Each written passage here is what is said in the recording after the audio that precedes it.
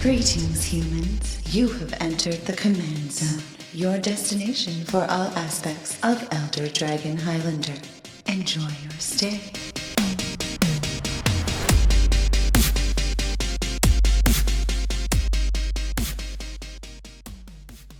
Hey guys and gals, welcome back to another episode of the Command Zone. We are here with your host, myself, Jimmy Wong. How's it? It's Josh Lee Kwai. Yeah. And Alex Kessler. Special guest returning. Woo! You're our first returning guest. Really? I'm the first number 2? You're the first number 2. I don't know if that's You're number 2 only to yourself. Who does number 2 work for? Who does number 2 work for? So, Alex, thank you again for coming. If you guys don't remember, Alex is a part of Webisodes Network, the company that's responsible for Top Decking. Woo! Yeah, one of the very few shows out there about Magic the Gathering. And the best show. It's about like Mount. it's like Pretty much. Scrubs and Clerks meets Magic the Gathering players. That's that's a good description. I like that. I think You've been working on that logline? Oh yeah, for like good 3 years. Yeah, VGHS definitely takes a lot of inspiration from Scrubs too, so I like that our worlds coexist. All right, in the that like regard. pseudo not reality, where Yeah, people exactly. have the ability to like look up into the distance and then imagination takes over.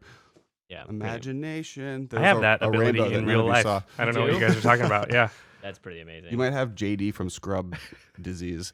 I just want to be the Is that janitor. the official? Is that the Latin name for it? Yeah. Apparently, actually, in the first season, he was supposed to be schizophrenic, and the janitor doesn't talk to a single other person in the entire Really? first season of Scrubs because he was supposed to be a figment of JD's imagination, and he was going to like go to the hospital, and that was going to be the end if it got canceled after one season, and then it didn't.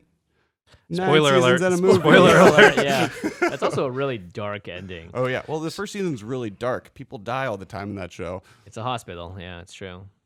So Alex is also here because we have, or you have started a new podcast. Do you want to Yeah. talk about that a little bit? Well, Yeah. you know, we decided that, you know, this is the Command Cast, and it's all about casual fun play. And to expand it into the competitive zone of Magic the Gathering, we started Masters of Modern. Me and Glenn Jones are your hosts on that. We actually released our first episode last week. So we actually have an episode coming out tomorrow as well, starring Jimmy Wong as our guest host. Yeah, You get to- talking about my first experience. at the Friday Night Magic type event. We're going to do this Yeah. whole thing where we're going to take Jimmy through the entire competitive ringer, starting with FNM and eventually getting to the Pro Tour. The Pro Tour. Yeah, one You guys day, didn't Jimmy know, Wong- but Jimmy is going pro. It's Yeah, it's a self-proclaimed goal that has really become really my fault. it's become a reality in the past like 3 days, Right. more so than it ever has. Did you have Moto 3 days ago? Yeah, actually I did. Okay, well, now Jimmy is now on the Magic Gathering Onlines and won his first 8-4 draft That's within the right. last 24 hours. Yeah, that was a lot of fun. I guess I'm going pro. If I do make it to the Pro Tour, I'm gonna wear a T-shirt with all of your faces on it, and hopefully get on like the coverage. I think that'd be pretty fun. So if you haven't checked out the Masters of Modern podcast, you can find it on rocketjump.com, the same place you can find this podcast. So Yeah. you've probably already seen it, I guess, if you're listening to this right now. We're creating a podcast Magic the Gathering family Yeah, filled with hugs and swamps. and quality audio Hugs and recordings. swamps. Hugs and You swamps. Hugs can't and see, but we're swamps. all hugging each other right now. Right. No, we're not. Tapping a No, lot we're of not. black mana. No, Yeah, we're not. all We're not doing any of tapping that. on Tapping Nope. all that black mana. We're sitting a safe distance apart. So our main topic today, we're going to talk about cutting. Cutting cards from your deck, what to cut, how to cut, why you cut. Well, that's a pretty obvious reason as to why you cut. But sort of the whole broad range of cutting and how it affects your play style and how it affects specifically your commander, how it applies to other formats of Magic the Gathering. And we're going to finish it off with a spotlight on one of Alex's decks, a wonderful little gnome. What is he? He's a Kithkin. Oh, he's a Kithkin. Close enough. A Kithkin advisor, I think is exactly what His he name is. is Gaddock Teague. And so that will be... He is a douchebag. He's a he's a douchebag. Kithkin advisor. Okay. Kithkin advisor. I'm actually really excited to talk about this deck because we haven't done a really mean deck yet. some of the This- like super competitive. Yeah, this is a like, mean deck. I like yeah, it. yeah. It's gonna be it's gonna be fun to talk about. No. So this is a more competitive deck. So you more spiky people out there, you more spiky EDH players out there. I'm sure you exist. Yeah, no, they're this thing. is for you. This is for for you. Well, you. Spike is Kessler, about- I see one right in front of me. That's you. Yeah. Yeah, on this Not on you, this Jimmy. podcast. In this You're the pro. podcast Kessler's today. the spike. On the Command Cast, I'm a Spike. On Modern Masters of Modern, I'm a Johnny. It's very confusing. I have multiple personalities. I would love to be on the Pro Tour and be a Timmy. Do you think a Timmy could make it all the way? Yeah. Yeah. He just really likes playing. They're called Just, like, grinders. naturally yeah. naturally Yeah, there you good go. at it. Like just Rain Man status Magic player, but just likes playing Magic. Yeah, someday I'll get there.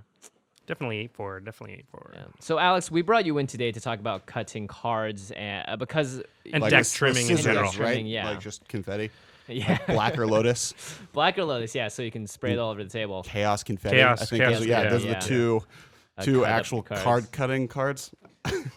Because you are definitely amongst our player group of friends. I think you have the most experience in all the formats. You know, you just have the widest range of knowledge about Magic, and we think it's very valuable when talking about a subject like this. Thank you. So, yeah, do you want to explain really quick, like, what deck trimming or cutting is?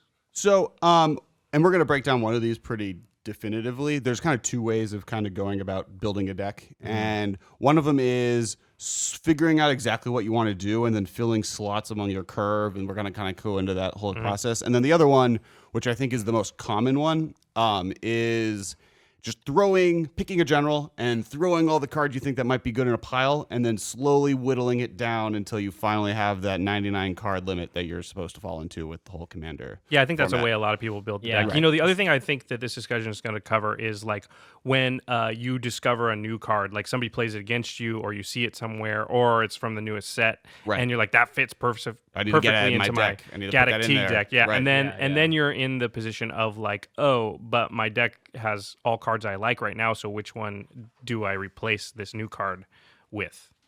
Right. Or which one do I replace the old card with the new card? I don't know how I worded that weird. The sentence got there. We Yeah, understood. I think people got it. Okay. Yeah. So I want to talk about how deck trimming or cutting cards is maybe a little bit different in EDH than it is in other formats. I think one of the ways is that in like a regular constructed format, you know, a lot of times you've got four ofs. And so you're just replacing, you know, four of whatever with an entirely different card. And Right. yeah, it's because it's singleton. In a lot of ways, like when I started building decks in EDH, I thought, oh, this is going to be really easy because I can only have one of everything. I'll always have a couple cards at the end, and I'm just like, whatever, I'll throw that in because I couldn't Right. find 65 cards that go with this. But it's actually the opposite. It's like there's always 300 cards I want to put in the deck, and it's really hard to get down to 65. Right. And when it comes to like 60 card decks in general or 75 card decks, including the sideboard, it's a lot more of kind of tuning your deck for the metagame, and your choices are much more about consistency and what you're trying to do and a game plan. Well, because of the singleton part of EDH, it's much more about crafting a deck that's consistent over being so different every single time you play it. Right. So It's easier to achieve consistency in another constructed format, Yeah. but it's Yeah. difficult Right. in EDH. So you're actually, in a weird way, like you have to worry about it more. right. Or I mean, there's I guess two ways to do it. One is worry about it, or the other one is make a deck that just plays differently every time you put your hands on it, and like That can be okay. that could be okay. Yeah. It would be a different world if we could have 4 Soul Rings in every single commander deck because you would have a much more Because consistent. then you would have 4 Soul Rings in every single commander. Right. deck. Oh, Exactly. I At mean, least you would curve out, always. I don't think there's a single format where you can play more than one Soul Ring. Yeah, in that's right, Magic at 'cause all. it's been Vintage, restricted it's for restricted forever. and That's banned and right. everything When I else. first started playing, you could actually play as many as you wanted. Right. as many. Yeah. You could put Yeah, they didn't have the 4 of rule yet either, Wow. and I it hadn't forget- been restricted. 20 Soul Rings. I forget who did it, and Nobody had someone's gonna owned have to 20 look it at up, the and time. maybe we can find it and put a link. But there was actually someone went through what if you could play unlimited cards, and like What doesn't would the matter. best deck be? And Uh-huh. there is a deck that consistently wins on turn 0 no matter what and can't lose. Turn 0. Yeah. How's that even Wow. happen? Well, because there's the lands that come into play. You and can it's play like as you many win on Black turn Lotuses as one, you want. That's true. But like Black Lotus and lands that come into play on your opponents, like if they're in your opening hand, Gemstone, something, Cavern, and it just goes off and you win. Enough Ancient Recalls, Force of Wills, Black Lotuses, and a card that wins is enough to kill any opponent, no matter what. Those old cards are powerful. Fortunately, back when we started playing, nobody owned that many of any of those cards. So No one owns that many of those many Well, cards true, now. true. How many people know that more? Like at most 2 Black Lotus.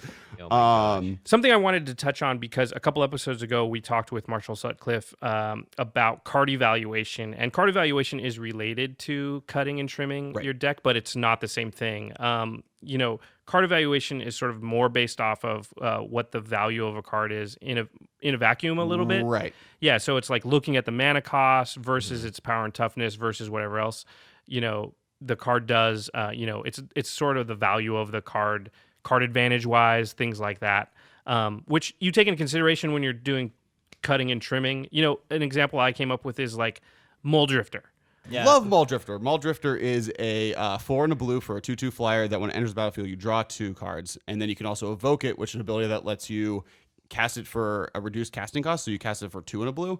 And when it comes into play, you have to immediately sacrifice it. Right. So it kind of acts as a pseudo divination, which is a 1 blue, 2 colorless, draw 2 cards. Right. So awesome card. Most blue decks are going to want to run it. So my example is like if you could build a deck with just 62 Mole Drifters and 38 land in EDH, I don't necessarily think that would be the best thing to do. Even though that card is very powerful on its own and very, very good, that deck isn't going to be, necessarily the deck that you would want to play. Yeah. I would immediately play with 62 Mole Drifters and 38 blue lands. You'd play it once, though. I'd play it every day. You play it once, though. You draw so many cards, and Mole Drifter is good always. I think that deck loses to a lot of EDH decks, though. Yeah. How? You're just card every card advantage. you drew, all of the card advantage. They're bought your board. You have a bunch of Mole Drifters in your hand. For Now one, you're gonna lose. yeah.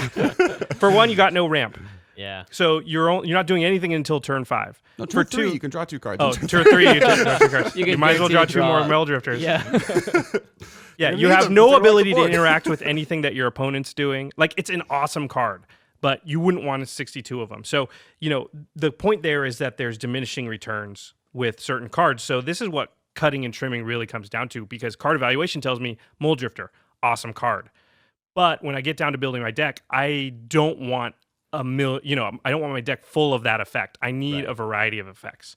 Right. And we've talked about the variety of effects that you do want to put in your decks, essentially. And they range from having your removal package to having your much needed mana rocks.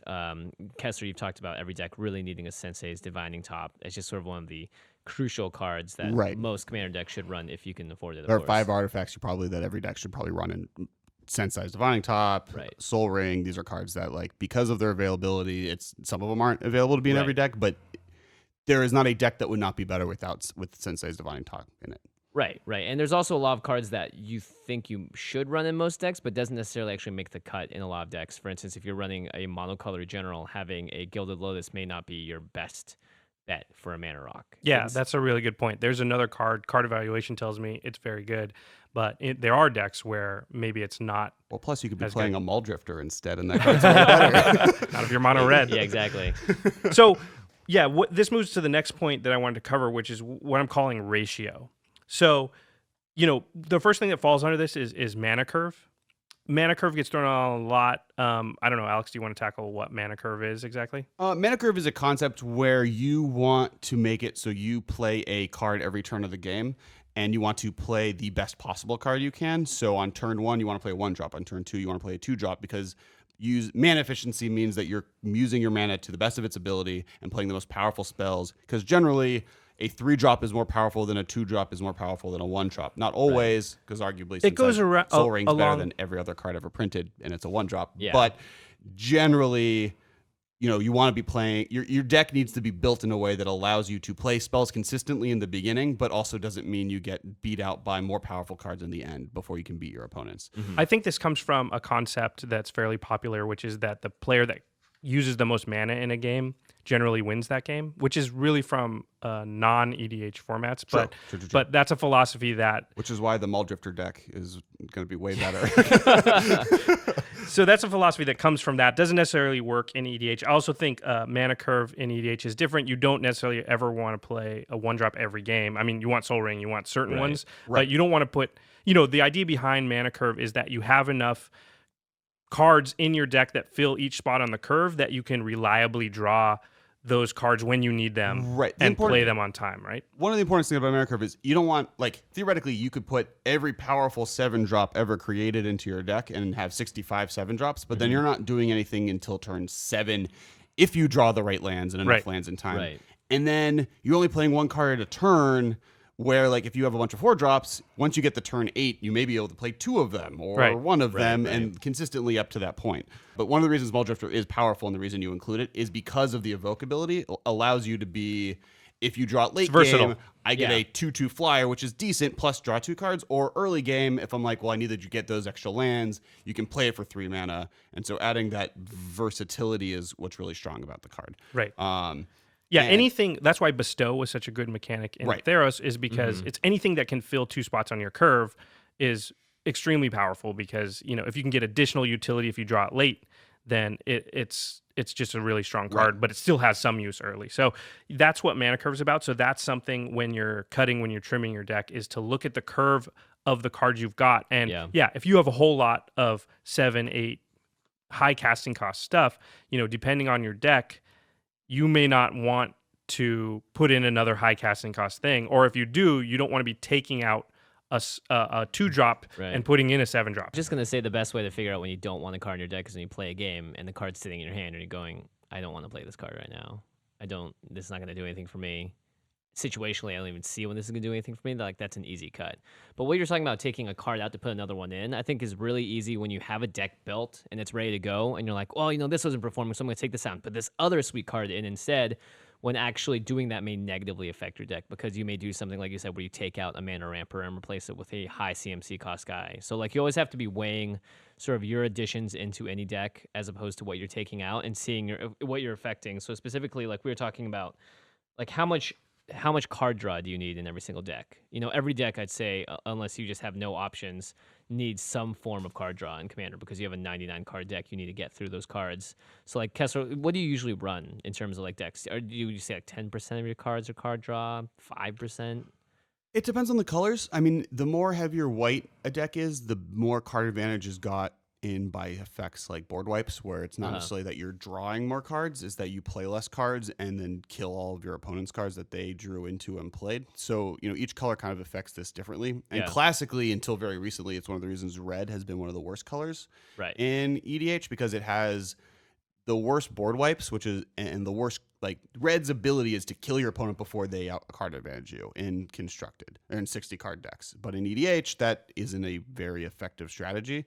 And so classically, it had a lot of trouble really competing with other decks that without using unfun strategies. So like, one of its card advantage abilities is destroying all lands like Jocalops, did I say that right? No, I think that Jackal hops. Jockal, whatever it is. I'm not sure the J is. I don't know. Jeez, it's like Jackal hops. Yeah, I think it's Jockal hops. Who knows? Old Who card. knows?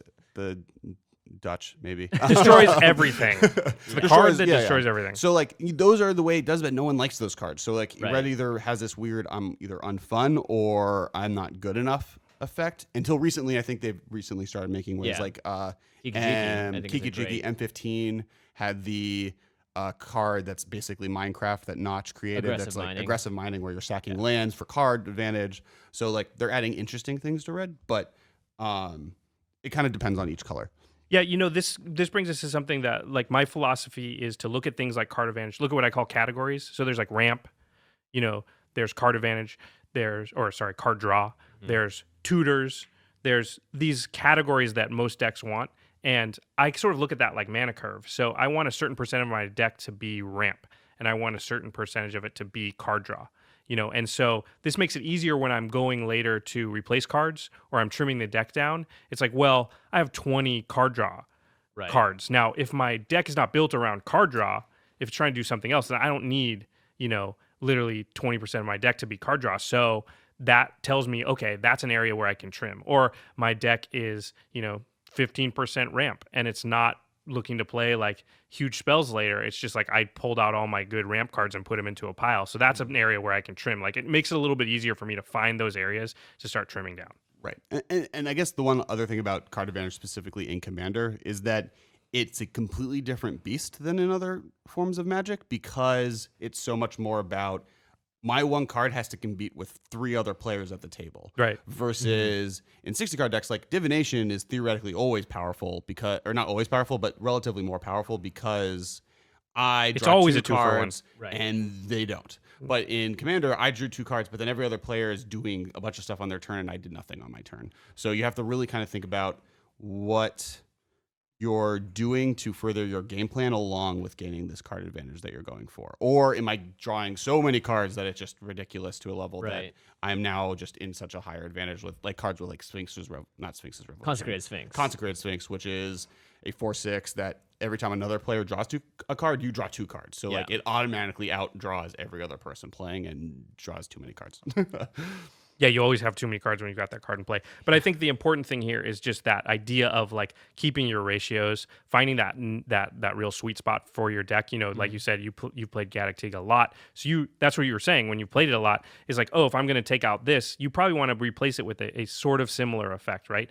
Like if you're going to take out a 2-drop, you probably want to put something that's around that cost or filling a role, but just doing it better. Right. Yeah. You know, you're not going to unless you said, oh, well, my deck's not drawing enough cards and I always find myself with only a card or 2 in my hands and I'm top decking. Then you need to add card draw to that deck. Right. You know, but I always have 7 cards, but I keep dying to board wipes. Okay, now I need to change my deck and maybe take out some of my card draw and put in, things that are sort of covering bases that I don't have covered. And I think that's really the interesting moment in cutting cards is the moment where it's not such a 2-for-1. It's not like, oh, I have this card that ramps me, but this card was just printed that's better at ramping me.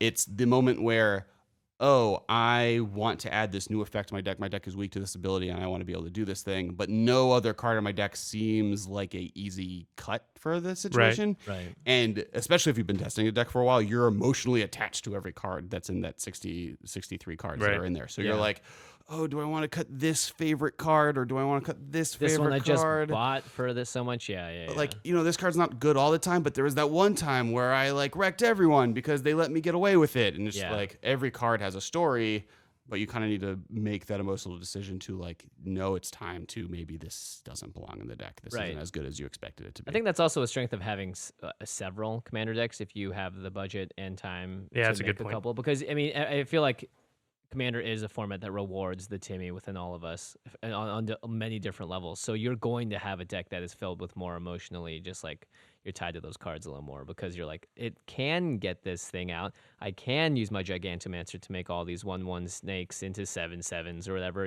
Like every deck that you make has the possibility for stuff like that. And it's just up to you to decide whether or not you want your deck to be ultra competitive and like trimmed down with all the excess fat off of there, or if you want it to be more of just a fun group hug or just fun deck in general.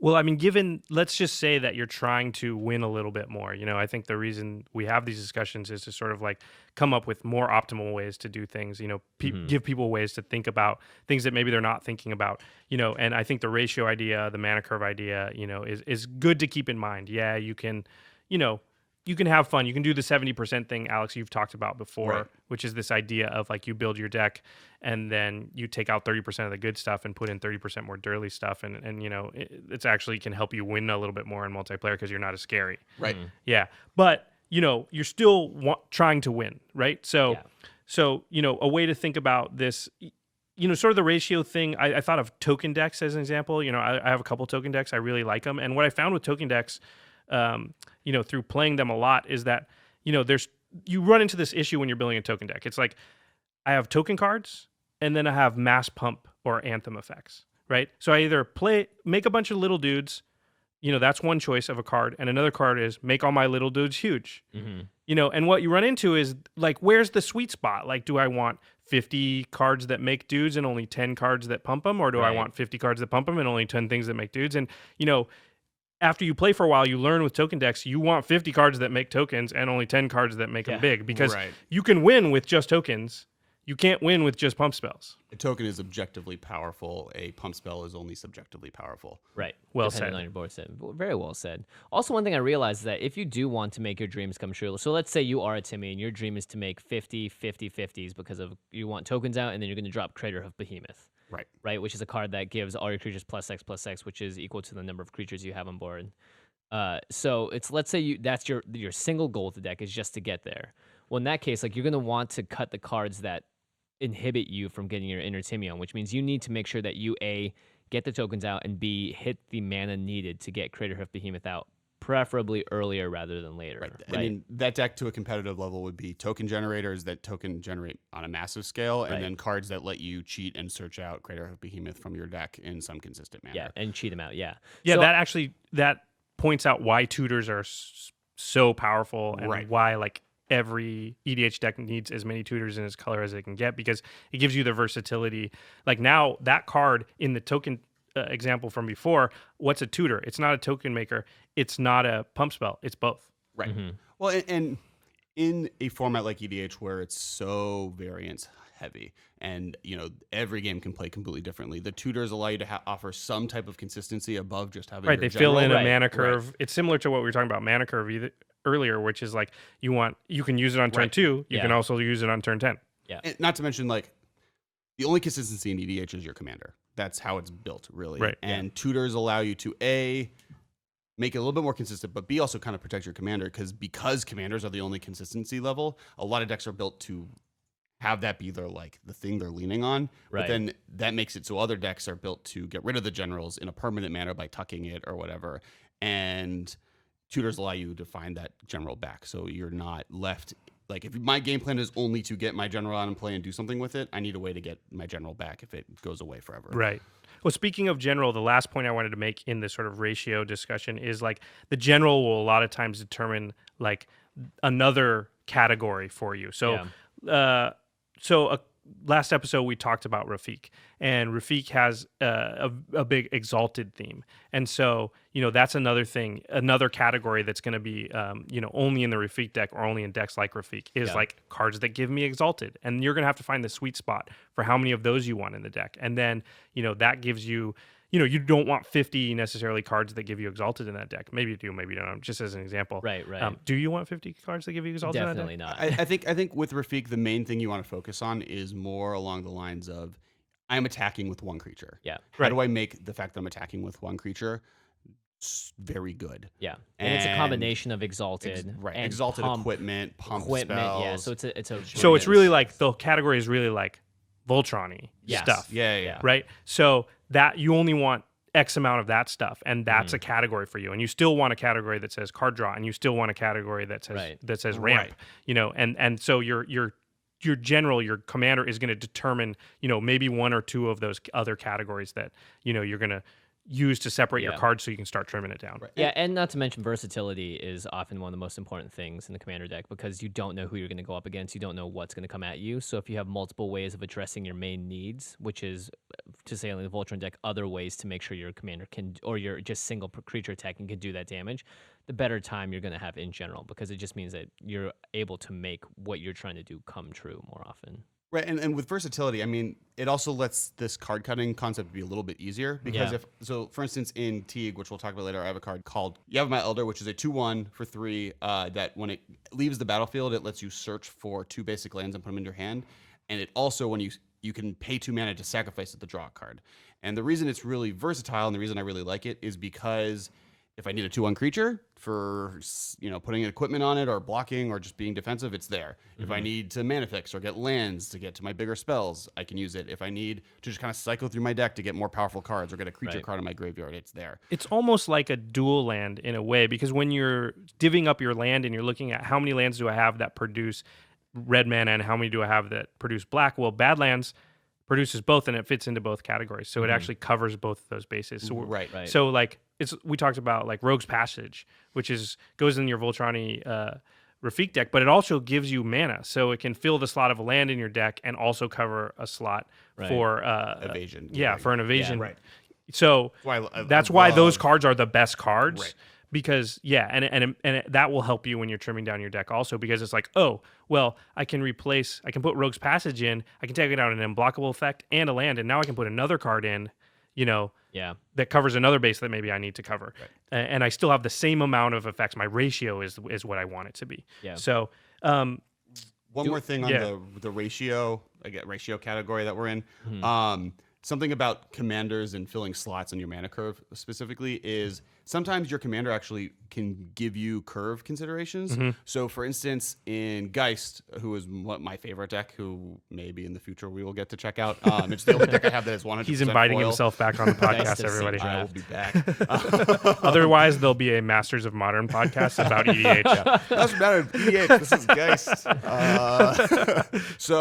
But Geist is Draft, if you guys don't know, the important fact is it's a very aggressive hexproof creature for 3 mana that is a 2/2 that creates an angel that swings for 4 and does a lot of damage. And but the goes important away every time. It goes away at the end of turn. But the important thing is that it's a hexproof 3 drop for hexproof 3 drop creature is my general. So the reason that's important is it's a very hard to get rid of creature. So I can consistently know that on turn 3 and in general I'll have a pretty decently It's safe to cast it. Right. Yeah. It's He a will card survive. that is easy to cast. Not even just to cast it. It's just it will stick around. So Right. I don't. It's need, safe with a lot of low casting cost generals. You still don't end up casting them on the turn you could because you're like, Yeah. well, if I don't have some way to protect it, I can't put it out yet. Right. The other reason it's important is because he's so consistently going to stay in play. I don't play a lot of other creatures in the deck. I don't need to. I have my creature Right. that I need to strap up giant Right. swords to and make consistently more powerful. So it allows me to play spells and artifacts and mana rocks and other things that normally would be put into play for like I need a creature that's going to attack someone.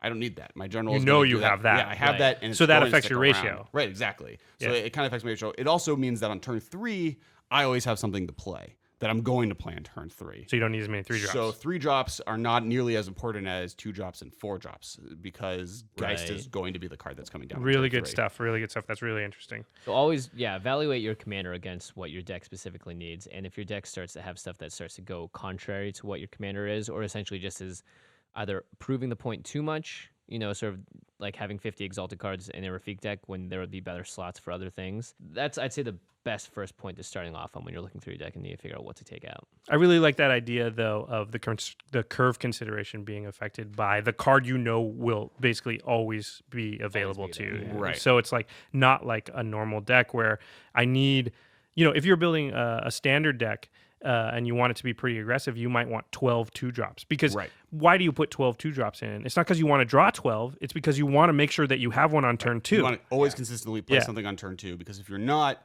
then your opponent will be aggressively doing it and will kill you because you will not have enough spells to play. Exactly, but in Commander, you're going to have your Commander, so that slot you don't need a lot of redundancy, Right. Because you're going to I have always have a 2-drop, even a 2-drop and a 4-drop and a 6-drop because if it dies, I know I have the Right. consistent playability there. So it's important to be able to know that this is what I have available to me. So it's not as important that I fill my slot out on the 2-drop. that's a really good point. I really like that. So I guess now that we know like ratios are important and we want to pay attention to the ratio of card draw and card ramp and whatever mechanic we're going after and all this stuff, how do we go about determining what those ratios should be? Math. Math. Actually, it's very simple if you think about it. 99 cards, 35 to 37 of those are going to be lands. You're drawing 7 in your opening hand and 1 on your first turn. Very basic math as to where to start. It's just like, when do I need these cards? What's the chances of me drawing them? Yeah, in Magic in general, you want to aim for a 40% land, 60% not land, gas spells. That can be affected by what kind of ramp you've got and how much that ramp costs. Yeah. That is a loose. I mean, like for instance, in draft, normally you want 23-17, but if your deck is hyper aggressive and low costed, you can go cut that 16 down so that you're more consistently playing creatures. Right. Or if you're all big spells and card draw, you can play one more lane because you can draw into gas, and it's more important that you draw into be able to play your spells because Right. if you can't, then you're not going to be able to beat your opponent. In EDH, something to always take into consideration, and I often actually count Soul Ring, which we've talked about should be in every deck, As a single is land. as a land Yeah. because It should literally be in every EDH deck. right, Yeah, and, that's and why it comes it's in every every literally. commander deck. Yeah. right, Yeah. and they've made it so prolific that in all the commander It's not pre-constructed expensive, decks yeah. that it's not hard to get your hands on. Well, it's still not like still $5 for how much they've reprinted it. It's still expensive because every commander player needs it. Yeah, it still has tons of value and regardless. it's Yeah. possibly the best card ever printed. I would be careful though. Like Soul Ring is, I think, one of the few cards that you can substitute straight up for a land. Yes. I think Yeah, a lot yeah. of people get, especially newer players, get sort of over hyped, and think like, okay, I've got these 3 rocks, that counts for 2 lands, and just start cutting out lands because they want to put in a sweet card instead. Because to them, it's like, this Right. is an awesome 3-drop.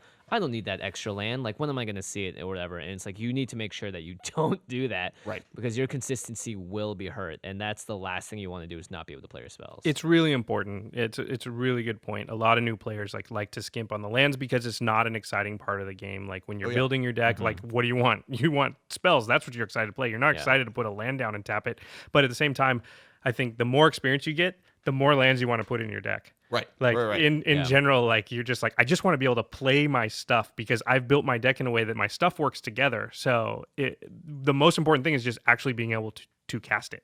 Right. And that's why I love lands that do stuff. Right. Lands Yeah. that do anything other than tap for mana are like my favorite.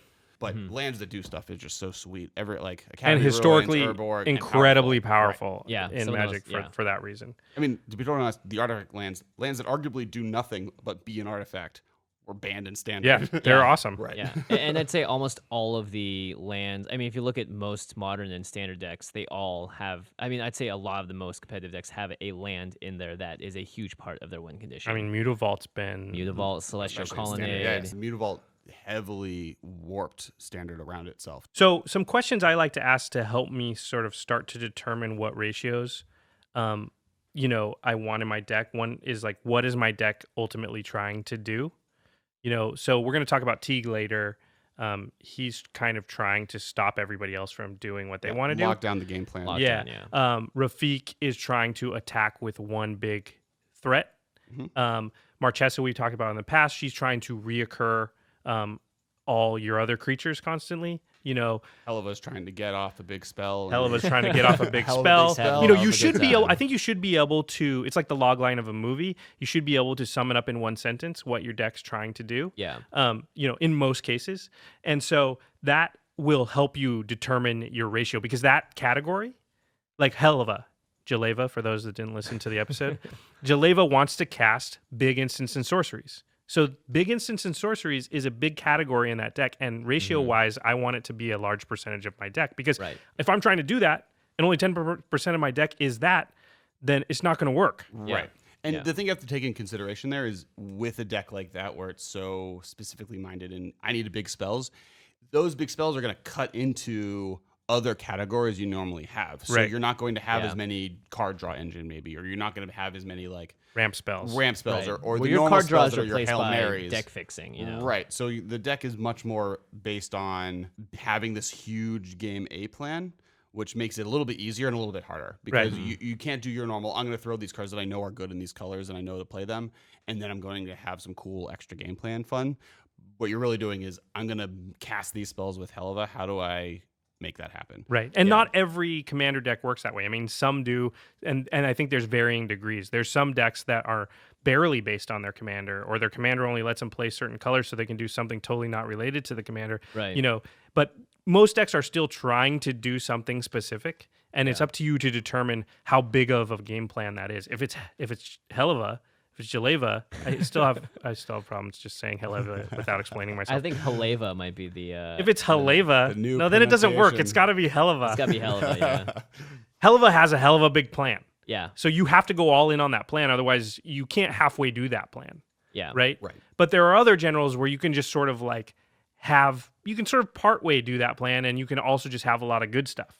Yeah. We talked about Animar a little while ago. You can't do that. You need a lot of creatures in Animar. Right. Yeah. That's just the way you have to build the deck. You can't put a bunch of instants and sorceries there. Otherwise, you're not triggering Animar, and you're not doing the thing that the decks, that the general Meant lets you to do. yeah. The other thing with Animar is it's so important to have a good curve in Animar. Right. Because you want to be able to just start going off on the turn you play him so that you can just start casting giant artifact creatures for free. Right. And when you start, if you don't take that into consideration, you're just going to be like, okay, Animar, turn 4. Well, I only have 6 drops in my hand that are supposed to be cheaper, but I don't have small creatures to Yeah, play to make exactly. it And so I can't do cheaper. anything, so I Right. can't make them cheaper. So Right. I'm just Yeah. going to play them on turn 6. So why am I playing Animar? Right. Yeah, which is another one of the points of what Josh had in how you determine correct ratios, which is how am I losing and why am I losing? Like when I lose, what happens? In Animar, for instance, I only have 6 drops in my hand. It's like, well, maybe you should put out your cards, and this is actually effective, I think, in any deck to see what you need to cut. Lay out your cards by their converted mana cost. See where they lie. Like in a normal draft deck of 40 cards,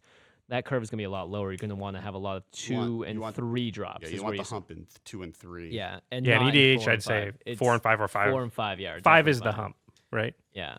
Maybe 4? 4. You can do 3 to 5.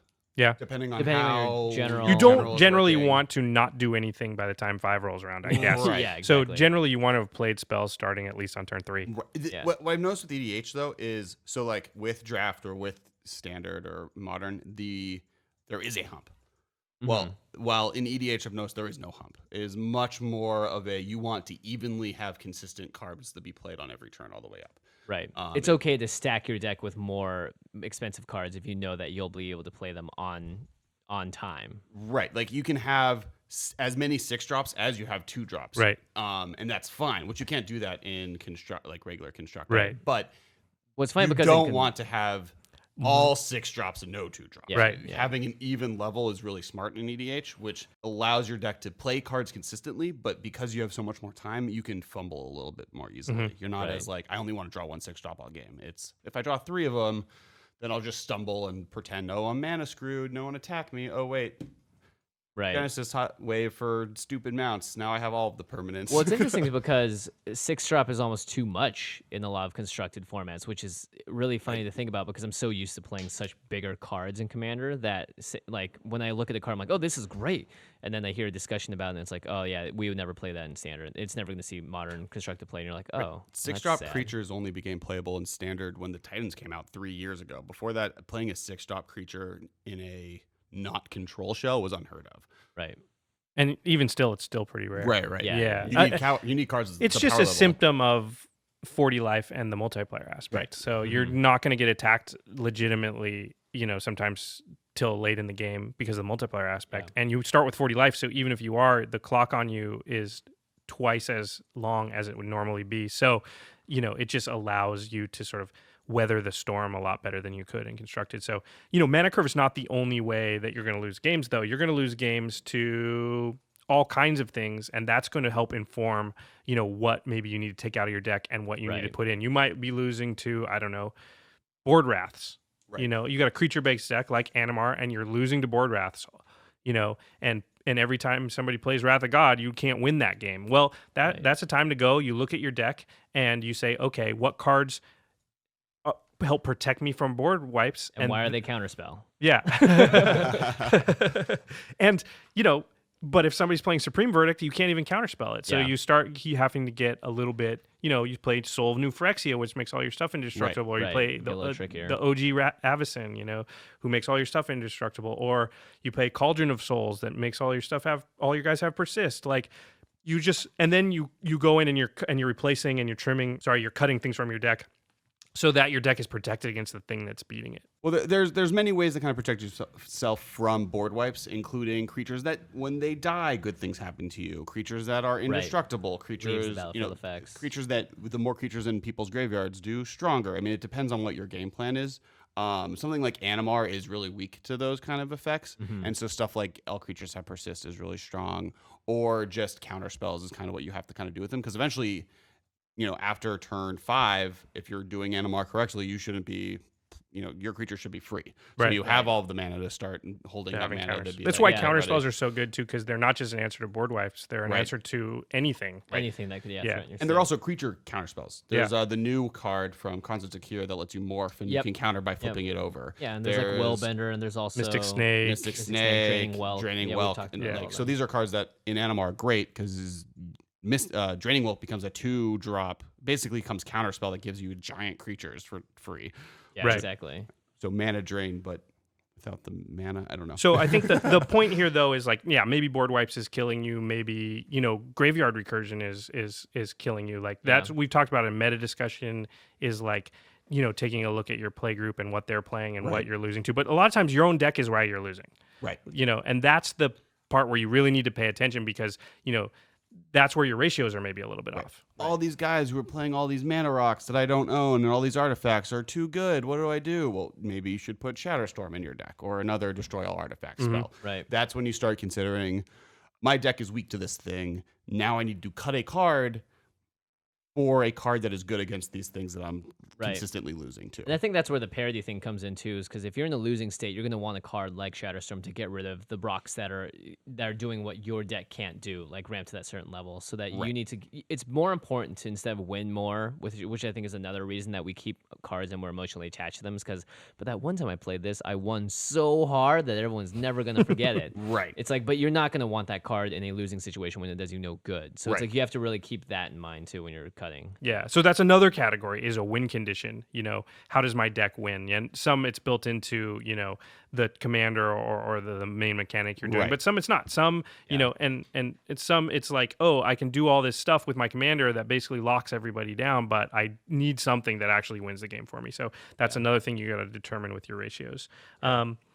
Okay, so let's say I've gone through this process. I've built my deck. I've tuned it a little. I have my ratios, and now what? Normally, I would say at that point you have 3 cards that you just can't decide which one to get Yeah, rid of. Right. Yeah. You're just right at that It's edge. like, oh, do I cut this cool one or this cool one? And there's actually a term that writers use, and we brought it up in Top Dining, but it's called "kill your darlings." Oh, right. Yeah. Is in those situations for me, the thing I most often cut is like, okay, I have 3 cards I need to decide between, and I'm like really close. The one I love the most is the one I normally will be the first one I chop off. The Because it's block. probably the weakest. Right, because it's like, Right. well, I'm attached to it, so that means it's getting bonus points that it doesn't deserve. Because Yeah, I imaginary personally bonus like. Oh, it. that's really good advice, actually. So Yeah. I'm just like, that one's probably the If weakest. it's tied, but I love it, Right. that means it's actually behind, but I'm giving it. You're giving it that extra Yeah. boost extra in bonus. boost, Yeah. The other one, hanging chads. the only other like cute way of like, or like a trick maybe in this situation is flip a coin. Yeah. And you don't actually flip the coin to. You see which one you're rooting for. Right. You flip the coin. You don't care what it actually lands on. It's when your heart decides in the flip card. While which the one- coin's in the air, Yeah. you search your heart, and it's like, which one am I hoping wins? Right, Right. And exactly. then I take that one. Yeah, Yeah. exactly. And then I'd say playtest. Yeah, bring that's it the in, last bring one. it into a situation, and then start drawing until you hit those cards that may be the troublesome ones, and just see how they do. Well, and if you have close enough friends, you can be like, hey guys, I'm trying this new card out. Just this really quick game. We don't have to play a huge EDH game. I Right. just want to start within my hand and see how powerful or terrible it is. Do you mind if we play this way? And a lot of times your friends will be like, yeah, but you got to give me something. Yeah, exactly. What kind of friends you got? Jeez, that's Not dude, you guys. Yeah, yeah. Yeah, I'd be I excited. wouldn't to say test out that. the I'd be like, brew. sure, what the heck? Right, man? right. Jeez, I hope all of you out there have better friends than that. Yeah, sorry, Kessler. I don't know. I'm friends Jimmy's with- like, you got to give me something. You gotta give me something now. You're on this podcast. You owe us something. I'm friends with Jimmy, Craig, and Joe. That's my problem. Right. All right, so the last thing I wanted to talk about was just focus. Yes. This is something that I see a lot, especially in like sort of newer players, which is like deck building. It's about making choices and committing to them. It's about tuning. Like I said earlier about the log line of your deck, the one thing that it's trying to do, it's about sort of going for that. In general, this isn't always true, but 90% of the time it's true. If your deck is trying to do like 4 things, it's not going to do any of them very good. Yeah. And so it's just a lot better most of the time to just really try and do the one thing that you're trying to do. Yeah. And then there's this thing that I like to do in any sort of creative enterprise like this, which is like when I'm tuning it, is like drastically change it. So like instead of incrementally changing, like let's say I play my deck and it doesn't do that good. I don't like to like just change 4 cards in that instance. I like to change like 20 cards. And then I can sort of find that middle point. So Right. I go from the right to the left, and then I can find the middle. It's a lot faster than sort of slowly stepping from right to left, one step at a time.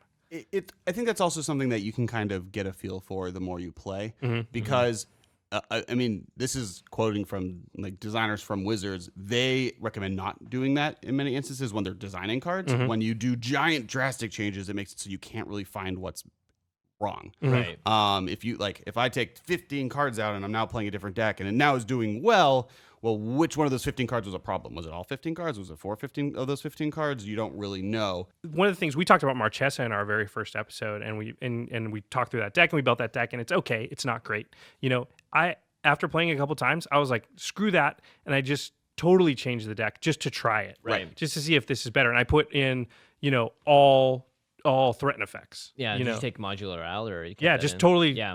I put sack outlets and threaten effects basically, And, I kept card draw and ramp and those other things. And, I tried that. Just, it's so drastically different. I could just immediately tell, like, between those two choices that I had when we first sat down to make the deck, I could immediately tell which one felt better. Which direction feels better. Yeah. with the Yeah, exactly. specific And I guess commander. that's what I mean is like, if I had just sort of dirtled around with Well, those- if you're trying something and it doesn't work, especially if it's a linear strategy, Yeah. then try something else. There's Right. no reason to keep just forcing into a thing that just doesn't make sense, or at least the cards that exist right now don't really make it work right now. And in your case, it was like I like that too because that is the essence of focus, and I think the guys on LR talk about it a lot, which is disciplined play and disciplined cuts, where you need to like look at yourself and be like, hey, look, if this isn't working and you're just emotionally attached to it, or you wanted to do it because it was a cool, fun effect, like modular in Marchesa, it's like then taking out that section of it to put in something that's potentially better.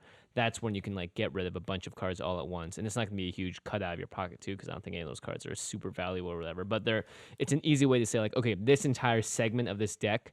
This sort of like when the logline of Marchesa was, I'm going to put out these creatures and these type of creatures. When you can just get rid of a part of that sentence and replace it with something better, then that's an efficient way to essentially relook at what you're trying to do. Right, but this is even a bigger change. I mean, and I like what you're saying, but just to go back to that specific example, like, this changes the entire deck because all of a sudden it's all sorceries and instants, right? I want Quicken in there because I want to play my Threaten like a Ray of Command. I also want Ray of Command in there, and I also want things like Archaeomancer and Mnemonic Wall to get back the stuff. And if I can reoccur them, and it's like it creates this whole spiral effect that changes the entire deck, and then so you do that. And you play that a couple times, and immediately I'm like, yeah, this feels a lot better. Yeah, and that's when throwing it back to what we were talking about, the log line, or sort of what is the one sentence summary of your deck and its goals. That's where it can really be helpful, because if you're examining your deck and you need to just essentially rewrite that sentence like you did with Marchesa, then if you feel the need to and you're not having fun or it's just not working the way you want to, I mean, there's no harm in at least trying it out. And if obviously you don't want to purchase all the cards, you can go on Tapped Out and make the deck and draw sample hands out. And draw, proxy too. I mean, I think we've probably all proxied at a certain point. But at the end of the day, you need to make sure that your cuts are based on what your deck is focusing on and figuring out what the correct ratios are. And the nice thing and the hard thing about Commander is there's no one set answer for anything. And really, I think the best way to just test anything out is just to play test it, which is something that I'm sure you have done a lot with Gaddock Teague. Yes, I mean I built Gaddock Teague. Bum bum bum. Segue. We're all writing our segues now and podcasting at the same time. Okay, so back to Gaddock Teague. It's a segue back. So our commander spotlight, we've talked about him a little bit, is Gaddock Teague. You want to read him, Alex? Yeah. Since he is your commander. Gaddock Teague costs 1 green and 1 white. It is a 2/2 legendary creature, Kithkin Advisor. Is from Laurel and Block.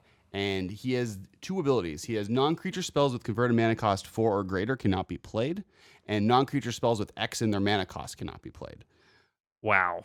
Yes. So we said it was going to be a mean deck. Yeah, it's mean in an interesting way. I always feel like it's being nice because it's making sure that people aren't playing mean things. It's mean. But like Genesis Wave, but apparently people take it as you aren't letting me play my spells. It's mean. People take it very personally. Yeah, they're very mad at me. Which understandably so. Yeah, Teague is one of those cards, and the cards that fall under this category are always considered mean, which is they change the basic rules of the game. Right. Right. So I built my deck, and you guys built your deck under the basic rules of Magic, but Alex's deck changes the basic rules, so my deck and Jimmy's deck now doesn't work. Don't work. And in Commander specifically, this is the specific way people build their decks. Yes. Most people are playing giant spells, planeswalkers, board Yeah. wipes. The reason we play Right. this Right. format in a lot of ways, it's like there's all these cool, big, high casting cost stuff that you could never play in the other formats, but in EDH, it's not that just that I'm allowed to, but they're actually effective. Right. And I have a small soft spot for Teague because Teague was actually my first competitive EDH deck where like I was really taking next level. And it came about because I was playing in an environment where there was only board wipes, only land it was mostly actually land destruction effects. I had friends who were just like every spell they played was land destruction or like, not apocalypse. Jockopocalypse. Jockopocalypse. Armageddon. Like these Jockopocalypse. cards that would just destroy my lands and be like, Armageddon. meh. And so I was like, I'm gonna play Gaddock Teague. I'm just gonna make him super strong. The original deck was a very Voltron heavy, and that it has greatly changed since then to much more of a prison style deck that kind of made it so that no one can do anything. Right. Except for yourself when you decide to, correct? Right. I get to do all of the things. Well, these types of effects are always super powerful. You know, changing the basic rules of the game, and your deck is built for it, and nobody else is always really powerful. Mm-hmm. It's Gaddock is known as one of those hate bear decks. What hate bears are basically 2/2 creatures, or around 2/2s. They can be 2/1s. Yeah, They can be, yeah. and that do stuff that hates on specific effects. strategies. They're normally they're the safety valves that Wizard prints to Yeah. stop other people from doing dangerous things. So they Right. make spells cost more. They make your graveyard synergy not work. They make you not be able to draw cards. They do all kinds of like crap. We're Right. going to talk about some Yeah. specific Most ones, of but them that's what hate bear is. right, most of them say this thing that people normally can do cannot happen. Cannot Right. happen, yeah. Fate Spinner, I think, is that classic blue one that we talked about on the NMR episode, where just like, you have to skip a phase. Do it. Sorry. Right. And I would argue that Fate spinner. Spate Spate finner. Finner is not a card. Not a card. Not a at card. all. Fate Spinner. I think you would win that argument. yeah. It's not a bear either. I only win arguments. You would argue that Fate Spinner is what? It's not technically a a hate bear. Yeah, I think it's more of a weird effect because it's not stopping Right. someone. People get to choose. It's more just a kind of like a cool control-y, dirtly card. And I mean that with all of the love of Dirtles. Dirtle is Dirtle. wonderful, yeah. Right. I don't know if it's dirtily. I think hate cards are generally more specifically stopping people from doing specific things. It's a little bit more specific or broad things. That one's like weirdly random and up to the decision of the person who's playing at the time. So we're going to talk about some specific hate bears, but really quickly, I think it's pretty obvious when you look at this card. Like, this deck wants to play no spells that are more than 3 mana cost besides creatures, right? Right. In the deck, there is a total of 1 card that cannot be cast if Teague is in play. So everything else can be cast with Teagues in play. Yes. Because that's your advantage. Right, I right. just changed the rules of the game, but that doesn't actually affect my deck at all. Right. I've But, been playing by these new but rules. even if it only affects 20% of your deck, that's a pretty big advantage. Yeah. And most decks, EDH decks, is going to affect a lot more than No, yeah, that. that's every hand it's basically every player discards down to 3 cards. Right. So and normally those are the lands. Right. It's interesting, and they've slowly added a couple new cards recently that change this specific fact. But Teague, that 3-drop is a very important level because Wrath of God is 4. 99% of all board wipes are 4 and 4 or above, especially the ones played in Modern. Because technically black and red have some 3-drop ones, but no one plays them because they're not destroy all creatures. They're give -2/-2 to all Right. creatures. So Teague himself dodges almost all ways that normally players kill creatures. Right. Because a cardinal rule of Commander and multiplayer play in general is that you shouldn't be playing Doomblades. You should be playing Damnations. Right. You should be playing cards that kill all creatures, not one creature, because 1-for-1 is so rarely going to be that strong. Right. And there are a few that are exceptions, like everyone in white normally plays Path to Exile and Swords of here we go. Plowshare. But those cards, we'll get to how to fight those cards with Teague, but those are 2 cards in a person's deck, and they're not always going to draw them. Right. And you're not always going to be playing And you have against white answers to mages. them. Right. So. Yeah. Um, Exactly. Okay, so, yeah, go ahead. Let's talk about some of the hate bears. Yeah, let's do it. First up is a card called Thalia, Garden of Thraben. It's a legendary creature for 1 and a white. First strike, but the more important part, non-creature spells cost 1 more to cast. So that's sort of the definition of what the hate bear is right there, right? Right. So Thalia is actually probably one of the weaker hate bears in Teague in general because she's already kind of doing Teague is already doing. What's important about her is 2 things. One, it makes it so the spells they do get to be able to cast are harder to cast. And 2, if Teague goes away, which there are It's going to happen what every sometimes. opponent Yeah. wants to happen. Right. She can maybe do a little bit of a Stopgap. Teague mimicry Impersonate, while right. Teague comes back in play. Now we should say rules-wise, she doesn't up the cost of the spell, so she No. Yeah, so she the doesn't make it CMC so that stays the same. so that a 3 casting cost can't be cast because Right. of Teague. She Like, does it not just costs She 4. doesn't combo Teague in a crazy way Yeah, that makes all yeah. 3 drops also not be able to be. Yeah, I just want to make sure we're clear about that. She's one of those so people important don't cards that lets your deck function without the commander and still gets the job done, essentially, when your commander's not around, which is, as we've mentioned many times on the show, is a very important part to a lot. think. So I've got another one here, another hate bear. It's Leonin Arbiter. It's a 1 and a white for a 2/2 cat cleric. It says players can't search libraries. Any player may pay 2 colorless for that player to ignore this effect until end of turn. So, as we talked about earlier, tutoring is very strong in Yep. EDH. Yeah. Most players lean on it to make their decks consistent. Most players will be using that effect to find there may be one or two answers that might be able to get rid of Gaddock Teague. And so Leonid Arbiter and cards that have a similar effect, because I'm also playing Ava Mind Sensor, which does a very You can similar only do thing. the top 4 cards. Yeah, top 4 cards. That's the hate bird I was mentioning before.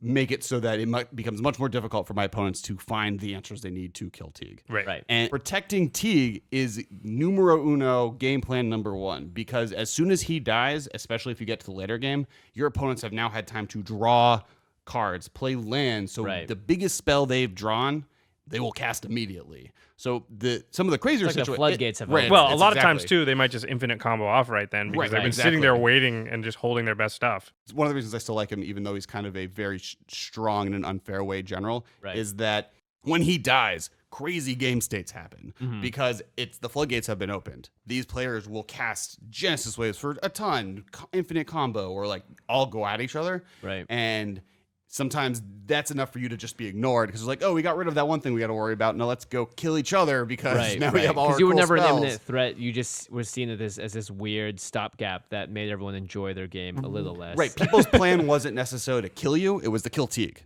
So Right. I don't, and one of the ways to kill Teague is to kill me, and that is something we'll address. But the fact that once Teague is gone, then they start to They don't want feel as to- threatened by They you don't feel anymore. threatened. Like, oh, he's not doing anything. He has a bunch of tutus that do nothing. But that guy just casted crazy spells. I'm going to now use all these counter spells that I couldn't cast because they cost more than 4 mana to stop him from what he's going to be doing and go at each other.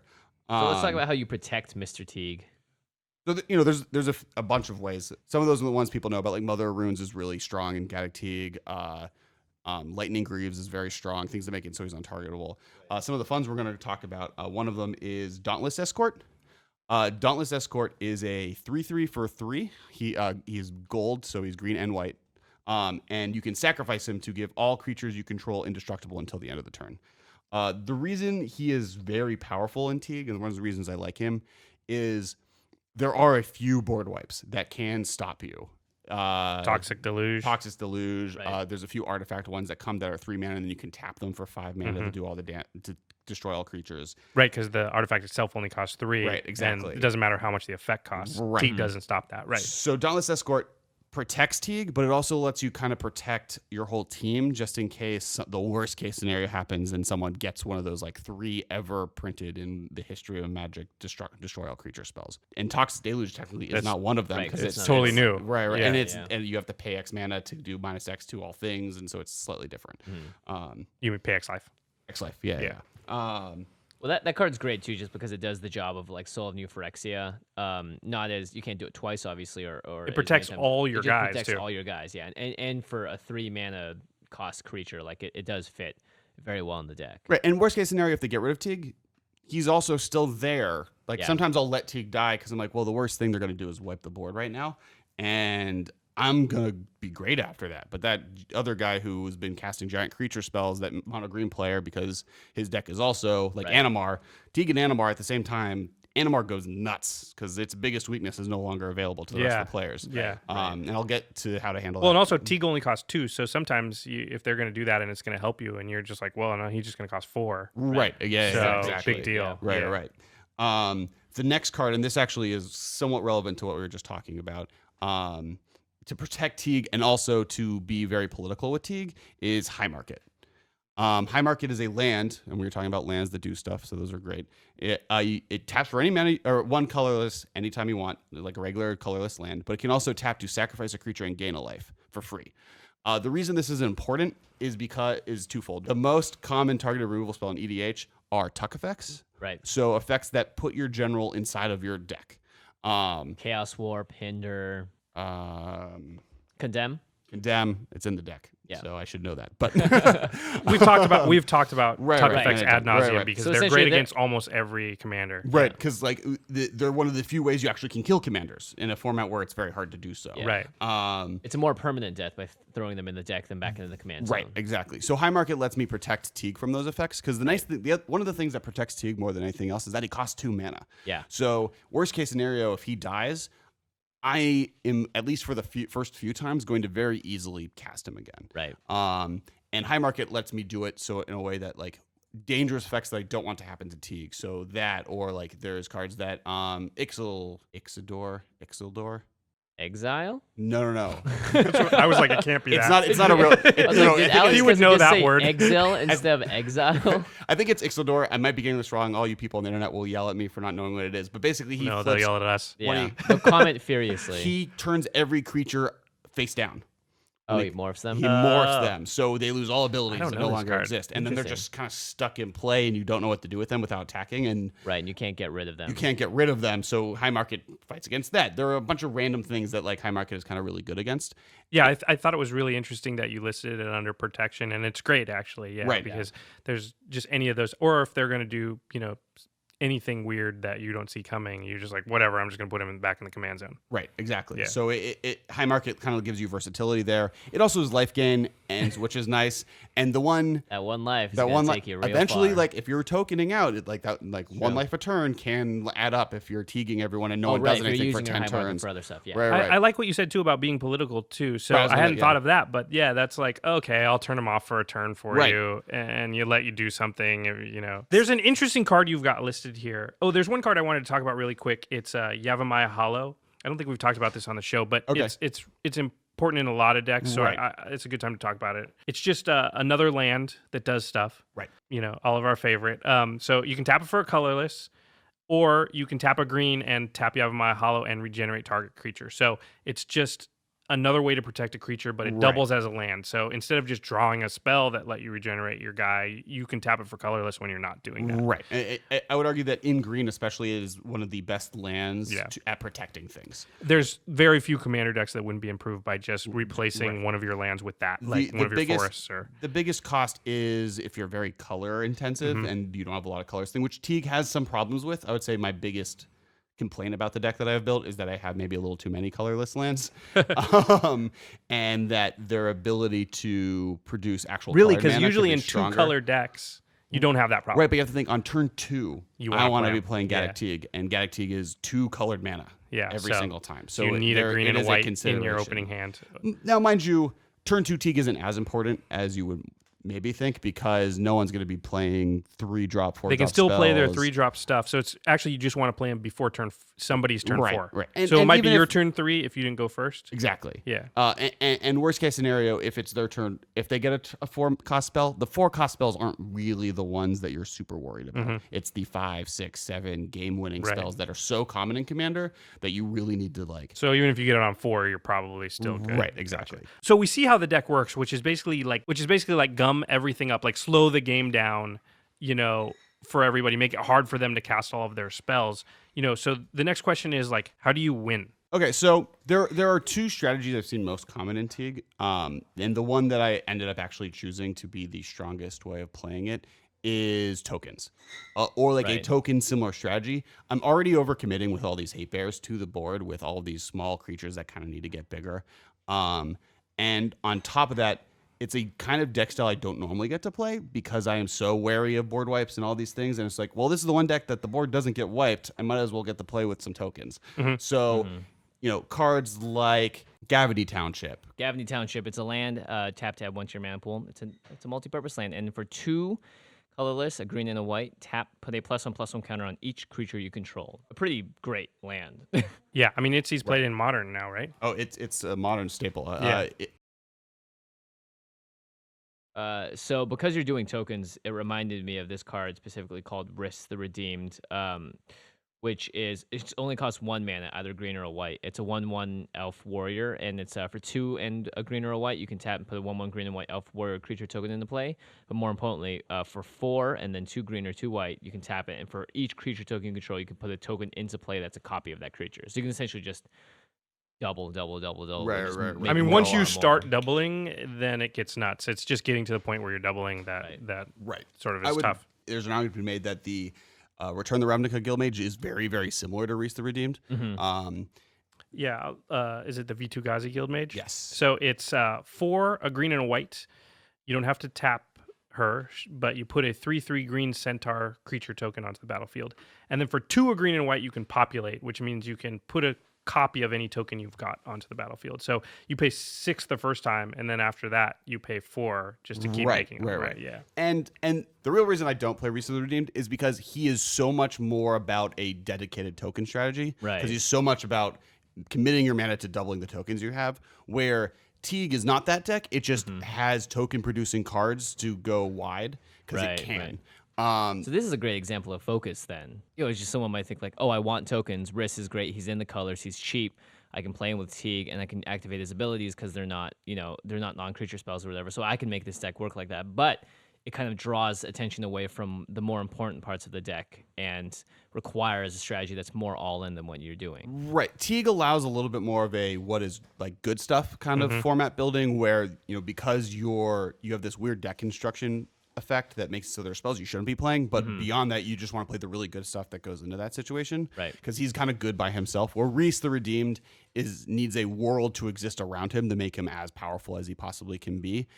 Teague and him don't get along. I mean, I would actually play Gaddock Teague more in Reese because Teague will help you protect your Reese the Redeemed game plan versus the opposite, because one can coexist in a deck doing whatever it wants, while the other one needs to be in an environment that makes it as strong as it built possibly around can be. him. Right. And Although that's he would stop a lot of the stuff that you want to do, like your other token generators. You can't play Doubling Season. Right, you can't play Parallel Lives. You can't play. Well, Teague in that case is just like a good 2 mana. Play this card after you've created a solid board. It's like okay, I put in 100 tokens into play and I play Teague. Right. Go. Well, I mean, you can. I'm not saying it's not useful. I'm just saying it's when you're playing these kind of effects, it's like board wipes. To be totally honest, Teague is kind of like a board wipe where, it is a equal effect, and I'm doing bunny ears for the people that can't see it. Quotes. The quotation mark bunny quotation ears, mark not bunny ears. Right, not the making fun of a person bunny ears. Where yes, it's equal to everyone, but I control when it's going to happen. Right. I get to say when Teague happens. Right. So I can play my big spells, and as soon as I'm like, well, I'm ready to protect all my tokens, then you play Teague. It's a I'm on top of the hill. I want to stay on top of the hill. Right. Boom. Yeah. And if I'm not on top of the hill, I just don't play. That's in a Reese Redeemed deck. Yeah. In a Gaddock Teague deck situation, the token plan is more that because of what the deck's already trying to do, you want things that kind of make a bunch of small creatures on the board strong. And there are good token producing cards that kind of go with the plan in a way that's versatile and allows it to attack from different angles. What I also like what you said about it's just sort of good stuff, because once you have the shell, the prison shell, the Hate Bears shell, you're like shutting down everything. As long as you can sort of play anything that's sort of big and good, right. That's a creature at least, that gets around Teague's text, and you can play like Elish Norn, or is she in there? I don't know. Yeah. Because and normally Elish Norn's awesome. Don't get me wrong. But you can play anything like that as like your finisher, because you're like, hey, I just put the stop sign on everybody else, and so anything I've got that can go is fine. Well, Elish Norn, people play it like. People choose big, powerful spells to play in their decks. And Elish Norn is normally one of the decks, the choices decks pick. But with Teague, they don't get to play their big, fun spells. And you still get to play yours because you've picked cards like Elish Norn. Let's read Elish Norn. So Elish Norn is a 4/7 that gives all opposing creatures -2/-2, and all of the creatures you control +2/+2. She's 4/7. I never even thought about that. 7/4/7. Oh, yeah. She's also vigilant. Oh, she's vigilant. Okay, that's like a text that not key. Not just relevant. To add, just to add a little insult more to injury, because they were like, they looked at that card and they're like, not very powerful. What if it had vigilance? Those come from normally effects like that normally come from the fact that it's a cycle, and so they want to give every single one. Yeah, they wanted to. They wanted like on Elish Norn, it's not relevant, but on the green Praetor, having trample is really important because the point is that it's a big trampling guy. So you want each of them to have like one of those little trinket effects. Sure. Just defend the designers, man. Yeah. Here's the thing: Elish Norn did not need vigilance, and you are never attacking with Elish Norn. I win that argument. Thank you. Because you never want that card to. All right, so let's talk about some cards you may not think of for the deck. So I see you've got one listed here. You want to read it? Yeah, so one of them is Admonition Angel. What Admonition Angel does is she's a 6-drop angel for a 6/6 flying, but she has the ability of landfall, which is whenever a land comes into play, she removes target creature from the game. So it's every single land is an O-ring. When you play a land. When you play a land. Yeah. But the problem is that when she leaves play, all those creatures come back. Right. So normally in Commander, she doesn't do very much because They just kill her. they just kill her because Right. there's 1,000 ways to kill her and she's the big target. But because Teague is protecting all of your creatures and your entire game plan is to protect creatures, because even the fact that, yes, you're trying to protect Teague with Mother of Runes, she can tap to protect Admonition Angel if she Just needs as to. well, yeah. Right. They have a bunch of cards that are protecting You your can creatures. Yavimaya as it is. Hollow and Regenerator. Right, exactly. Yeah, they You still can- work for both. Right. yeah. You have a bunch of cards that are already protecting your creatures, Mm-hmm. so it allows you to play this card that is normally weak in Commander, but if it didn't have that one specific negative effect, Mm-hmm. it would be one of the most powerful cards. Because the fact that every single land you play is a Path to Exile Yeah. is crazy powerful. But the fact that they come back from exile if she dies is the downside. But what Teague does is cover her Right. downside. What Teague the deck itself, how it's built to protect Teague, and Teague himself do together is protect her to make her just like an undefeatable win condition. Now that's great because that screams synergy in a deck that I'm assuming is hard to make cuts in, because in this case it's like, all right, well, one, I want to protect Teague, but at the same time I'm building in protection for other important creatures. So that means you can start looking at cards that have obvious downsides and potentially get like sort of negating or nullifying that downside. And Admonition Angel is a really good example of that. Right. You know, another cool thing, I think, you mentioned Thalia earlier and how she can sort of do like a weak Teague impression. So Right. let's say you've got Thalia in your hand and you play her out, but you've got Teague out. So you don't need them both. You can play the Admonition Angel and you can actually exile your own Thalia so that when they do board wipe, you get Thalia back. And Right. you've got your Right, backup right. Teague like Oh, nice. ready Yeah, to I go. never even thought And about so that. now you can and you can actually sort of save some of your creatures. Like let's say you're way ahead on board, you can start Right. exiling a couple of your own guys so that inevitably if somebody, the only way you're going to lose is a board wipe. And so you're like, Mm-hmm. well, I'm going to still get 4 of my creatures back in play when that does happen. Right. So- I mean, like theoretically, if you're playing with fetch lands, which Yep. this deck you can, And pretty soon we're all going to be playing with them. right. Yeah. Woo. Thanks, Gaunt. And if you're playing with that, you can at instant speed say like they wipe the board. You can instant speed remove Teague. Yep. Put it under Admonition Angel. The board goes away and Teague comes back. Yep. So like there are cool, cute little things you can do with the landfall ability that and Admonition Angel in general that are really fun. Yeah. Another card that, and this is the one card that you cannot cast with Teague that we mentioned earlier, is Green Sun Zenith. And Yeah, that is, when I saw that on the list, I was like, Is that there? it says right on his card that you can't cast spells that have X in the casting cost. So yeah, I'm really interested to hear like the reasoning here. Go So ahead. this is the card I most often get like weird looks about in the deck, and every single time I've ever had it, it's been one of the more strong cards I could have been playing. And there's a few reasons for this. One, because if I have it turn 1, I always use it to ramp. For those who do not know, Green Sun Zenith is a sorcery. It's 1 green and X. You can search your deck for any green creature that has a confirmed mana cost under X and put it into play. X or less. And then you shuffle it back into your library.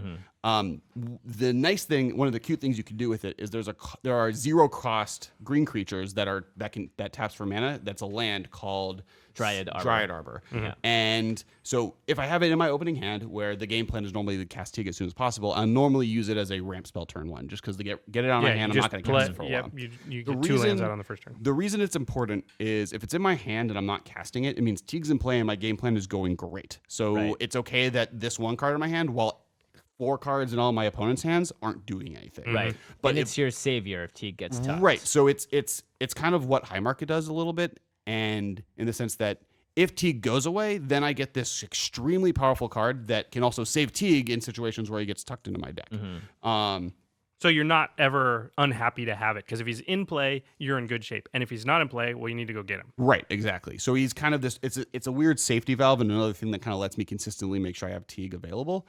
And because it gets shuffled back in the deck, it's never not an existing card. Right. Like there are other cards that let you tutor, but more often than not, you want to tutor as soon as you can. Yeah. So like if I have Teague and I have a tutor, I'm just going to immediately tutor for a creature. Green Sun Zenith kind of forces me to play a pattern that lets me in the long run make sure I always have Teague available. Gotcha. Yeah, very interesting. The reasoning is great. It's just like it's not what is if it's under the category, not what you would think of. I thought of a card that is not what you would think of. It's Luminarch Ascension. It's an enchantment. It costs 1 and a white, so you can play it if Teague's out. It says at the beginning of each opponent's end step, if you didn't lose life this turn, you may put a quest counter on Luminarch Ascension. And then for 1 and a white, you can put a 4/4 white angel creature token with flying onto the battlefield. Activate this ability only if Luminarch Ascension has 4 or more quest counters on it. Right. The reason I like this is because the deck is built to slow the game down. Right. People aren't be able to play their spells. So I'm assuming like a lot of the time when Teague's out and your game plan's working, just not a lot's happening. People are draw going a lot or just playing small stuff because they can't play all their big stuff. So then you're much more likely to get the counters you need on this thing and just start pumping out. Right. And it's an extremely powerful card. The biggest worry I have with it, and it's the worry I have with Teague itself, it's actually like... Well, that was it's my making other it work. point, Right. is that they already are going to hate on you because you have Teague. Right. Now you're gonna So hate on it's even not, more. yeah, the reason that the knock against this card in a lot of decks is like, well, every time I play it, people try and kill me. Right. But Gaddock Teague is my general. They're Right. already trying to kill me. Right. So, So in one instead of sense, win more, it's kill me more. It's like they can't. They're already trying to kill me, so I making- might as well play a really powerful card that's the downside. Right. And part of what the issue becomes is that Teague is all about managing your opponent's mental state into thinking not kill the person with Teague, but just kill Teague.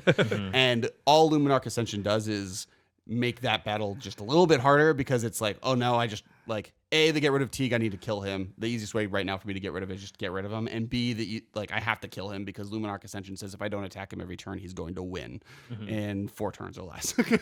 So it's a great card, and if you're already playing a game plan that's mitigating what your opponents are doing to the point where you don't have to worry about that lightning rod effect, then go for it. And it's like anytime you can get away with playing Luminarch Ascension, it's a good idea. Yeah, I just think very strong. I just feel like in this deck the downside is mitigated because Teague is the type of general Right. that like people You're already drawing the smart hate. people are going after you.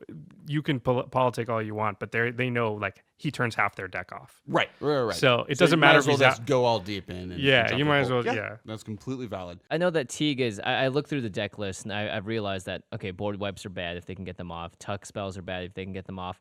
But I've noticed actually you've got a lot of cards that are sort of offense on defense. Essentially, cards like Nova Blast, Worm, and stuff. So what cards in here specifically go against the cards that are trying to take out your board or take out other people? They sort of take out your key components. So that leads us right into the discussion about cards that seem good but really aren't. Right. Because I notice you don't have any equipment in there, so I'm assuming you think that equipment's not that great. I was originally playing with equipment, and that was like the original way I built the deck was to make it very Voltron-y. And the thing I found was that you're already making Teague is already this threat that people want to deal with. And by strapping all of these things to it, it's once again probably kind of my problem with Luminarch Ascension is that you're drawing so much attention to yourself already by playing him that so much of the deck needs to be mitigating what they're doing and not trying to be offensive. On the offensive. So like what the sword plan really does is say I play Teague turn 2 and then I play Sword of Light and Shadow turn 3. Everyone looks at me as like, not only are you stopping me from doing things, You're about to to in. start just decimating people. Right. So we need to destroy you. Now The we're thing- all definitely teaming up to right, kill you. exactly. And that's kind of why I moved away from the Voltron just having Teague be this like stopgate that lets me play all these spells to a much more hate bearer control-y kind of situation. Because Teague is going to draw so much hate, I need a way to stop people from attacking me. And the sword aggressive Voltron-y decks are so much about attacking people and being the aggressor. And Teague does help to a certain extent, but the problem with Teague, and the problem you'll always find with Teague, is that when you're playing with multiplayer, every single player is now focused on you. So what you need to do is mitigate their focus on you by either making it so they can't attack you, they can't play their spells, they can't do anything to harm you. The spells that they still can play, not necessarily become an aggressor, because maybe you'll kill one person. Maybe I killed Josh, but Jimmy just had all of the time I spent equipping Teague and going after Josh to draw into the cards that let him try and defeat me. Okay, so we've talked about what the deck's trying to do, how it's going to work, how it's going to win. What disrupts the deck? What, like, when people play it, are you just like, crap? Like, we've talked about board wipes quite a bit, board wipes that cost 3 or less. We've talked about Tuck and how you deal with that. What other things, combat the deck? Creature strategies. We've mentioned it before, but one of the biggest problems the deck ran into, and kind of what it ends up causing to happen, is your deck is so mitigated on stopping people from playing spells that the decks that don't have any spells on them just can go wild. The reason board wipes are good in EDH is because they stop people that are just going to be playing like the mono green ramp decks. They're just playing giant creatures. And when they're let to go off without any worry, like I don't have to hold you're my spells in, protecting I'm them too. protecting them also. Yeah, exactly. They start going crazy. Like the Animar deck before we were mentioning, that deck biggest weakness and its biggest stopgate from probably being too powerful is the fact that board wipes exist. And if I'm on the battlefield, that guy's like, thanks, buddy, I'm going to go off and win. and you're not like no one's gonna be able Right. to stop So you because you're creature-based protecting them. strategies are Very are strong, yeah. Very strong against it. I would think like targeted removal is probably there's Right. not a ton of it you mentioned, but people play Path to Exile, swords. You see the odd Right. like Mortify or that kind of stuff. mean, there are- Especially instant speed because you've got to cast him and then protect him somehow. Right. And if you want to cast him on 2 or 3, they could just Doomblade. And that's kind of why the deck is so focused on protecting Teague in as many ways as possible, because from the beginning of the game, when everyone flips their commander over and sees it, before mulliganing happens, Yeah, you get meta. People have already been. grouped people up. already know Yeah. I need to save my Paths of the Exiles and my target removal for Yeah. one creature, and that creature is Gaddock Teague. Those can be a definite problem because that's people start planning to have them. So it's all about mitigating how to defend yourself against Right. those. And that's half protecting your creature through cards and half through politicking. Right, Being like, I exactly. can do this with Teague for you if you'd like. Or What, which is why I like High Market so much. High Market, which we kind of talked about, Yeah, but one I of the things really High like Market that. does to protect Teague is the By ability killing to him. say, I can I'll get kill my rid own of it guy. when you need me to. Yeah. At the worst case situations, let him live for now. Yeah. Yeah, that's actually, I like how you process the game on that level at all times. Also, we think that's just as important as the cards, and I think people don't think about that enough. Is having a few cards in their deck that allow them to politic. Right. That's a good way to take a general that's really scary, and normally people would just 100% gun for you, and make them only 80% gun Right. for you. That's a big difference. And that mindset is legitimately the biggest barrier from competitive players Yeah. to playing Commander or multiplayer games. So many of my friends who are modern players or standard players or drafters that don't like modern or don't like Commander, it's because they don't like the fact that they don't have a control or the tools No, they know how do. to play. They just don't. Right. They The don't. tool- they they don't know can't get- how. Yeah. The Yeah. tools that they normally have to play Magic don't normally focus on mitigating people's emotions Right. Yeah. beyond just the cards. It's manipulation of your opponent's emotions, Right. except for on a super basic level. Right. Don't Yeah. exist in 1-on-1. Exactly. Yeah. And so, it's much more maybe about intimidation versus like That's the they don't one like I'd the say, fact like that- fear, like getting right, somebody to fear you. That is the only form of right, or manipulation. tilting them. There are many ways Yeah. that like there is emotions in Magic. That's what I'm saying. I'm Yeah, saying in that, 1-on-1. Yeah, but that like there are multiple players that you have to worry about at all times, and sometimes even if you play every spell correctly, you'll still lose because other people will just team up or whatever. Bad things happen it's to like you. Right. it's like one of my favorite sayings. It's not what you're it's not what you're doing. It's how you're doing Exactly. it. And they just don't know that they need to change their strategy and use the newer tools that are available to them to still play correctly. Right. It's Right. that what they consider playing correctly is no longer correct. Right. Right. Because in the 1v1 situation, you don't need to worry if your opponent is going to attack you. They're going to do their best to win the game as well. Right. And there's not as much of the board stalls. There's not people not doing anything, waiting Yeah. for something to happen and hoping no one attacks them. There's all these little small things that you just need to remember to focus on, and it's just something that a normal 1v1 player doesn't focus on. Right. And high market cards like cards like Yavimaya Hollow. Yavimaya. No. High market trying- cards like. Oh, right. Sorry. High market cards like False Prophet. These cards that kind of. And False Prophet is a card that when it leaves the battlefield, it's a creature. When it leaves the battlefield, it destroys all permanents, removes all permanents, Exiles. exiles all permanents. These are cards that kind of mitigate people's emotions to either not want to attack you, not want to cause Right. bad things to happen. Because you can punish them in ways, and you can also reward them by essentially you're putting, because you're so controlling in two colors, by the way, that aren't control, which is I think hilarious about Teague, Right. that you have the ability to use your own control to just simply further control. Well, them. and all of the control is in play. Right. So everyone sees what's going on. It's not like a blue player where they have to be worried about what's going to happen. Mm-hmm. And in most case scenarios, that blue player has a small advantage because the mystery of the unknown can sometimes be surprising. Right. But the difference is that because everything I have on the table is, I'm dealing honestly with people in a way to manipulate them. Yeah. Well, we talked about this in our politics episode. That's that's two of the strategies. One Right. is like, bluffing.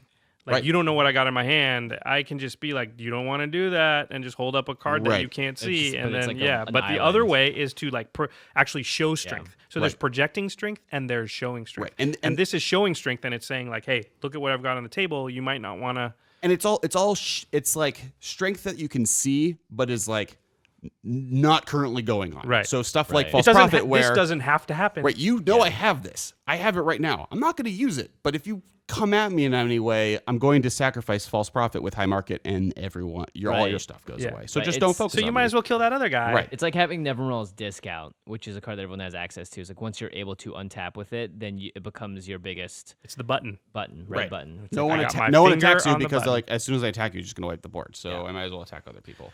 Okay, so we see that people are they're gonna fight your deck by doing board wipes, low casting cost board wipes, tucking Gaddock, using 1/8/7 creatures or just big creatures or just creature-based strategies in general. They're gonna do some targeted removal maybe. So that's all the ways that they're gonna try and counter your deck.